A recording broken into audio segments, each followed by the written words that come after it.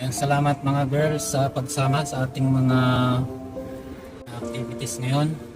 At success po ang ating ginawang pamimigay ng mga tulong galing sa ating mga kababayan ngayon. So sana ay makapiling ko ba ulit kayo sa mga susunod nating mga activities. Yaman na kagapsat. Dadadi wheelchair kon. Okay. Yaman na kinaapo. Agyaman tayo kiniapo tayo so tinangtid kanya tayo nanay. Yaman na kagapsat. Kwa. Pinaraburan na kinaapo ti paglaganag mo pan bakigimang kagapsat. Uwan, mabaling ka nga mapano bigatan ng nanang. Wheelchair. Ayan. So, gyaman tayo, kakapsat. So, marami pong salamat sa mga nag-donate sa atin ng mga ibibigay natin sa mga ITAS, lalo na po yung nangangailangan ng tulong sa pamamagitan ng wheelchair. Kasama po natin ang president ng buong Cagayan ng International Wheelchair Foundation. Nakapagbigay po sila sa atin ng isang wheelchair para sa kababayan nating ITAS dito sa Lasam. So maraming salamat sa at nakarating sa kahit napakalayo.